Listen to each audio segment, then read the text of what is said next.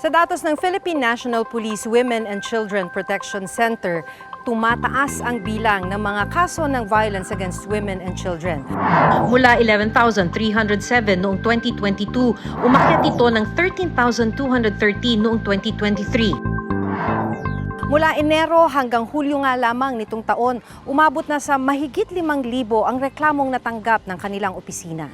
Ayon pa sa huling pag-aaral ng Philippine Statistics Authority noong 2022, ang mga babaeng edad 30 to 39 ang pinaka-nakararanas ng physical and sexual abuse. Pero sa datos naman ng Department of Social Welfare and Development o DSWD, bumaba ang mga kasong inilalapit sa kanilang ahensya.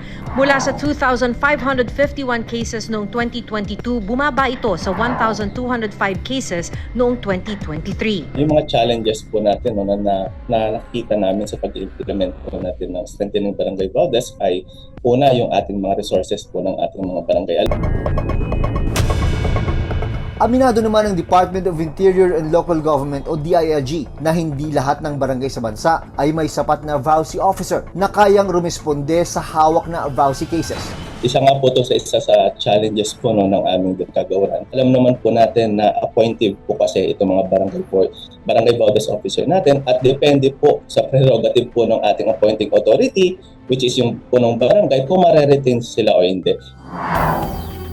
Nito lang July 2023, inilabas ng DILG ang Memorandum Circular Number 2023-104. Nakasaad dito ang panawagan ng ehensya sa mga provincial governor, city at municipal mayor ng paglalagay at pagpapalakas ng VAUSI desk sa bawat barangay na kanilang nasasakupan at paglalaan ng technical at financial assistance para masigurong maayos na matutugunan ang bawat kasong inilalapit ng mga biktima. Kinakailangan ding bukas ang mga ito 24 oras.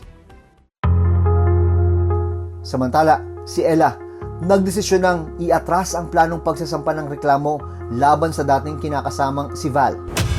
Dito may challenge kami rito kasi pagkatapos na makausap siya ng kanyang asawa o kanyang partner, umaatras yung ating biktima.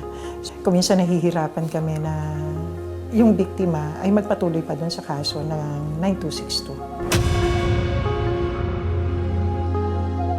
Pero paglilinaw ng PNP WCPC, sakaling makompleto ang mga ebidensya ng pang-aabuso at mapatunayang nagkasala ang sospek na umaabuso. Depende sa kaso. Pwedeng pulis tumayo bilang isang complainant. Sa patuloy na pagtaas ng kaso ng pang-aabuso sa mga kababaihan, patunay daw na hindi sapat ang ginagawa ng pamahalaan para maprotektahan ang kanilang karapatan. Ilang programa at pulisiya na rin ang ipinatupad. Pero dahil sa kakulangan ng taong tutugon sa mga ganitong kaso, may mga tulad ni Ella na hirap makapagsumbong at tulad ni Rona na hindi pa rin makakuha ng hustisya.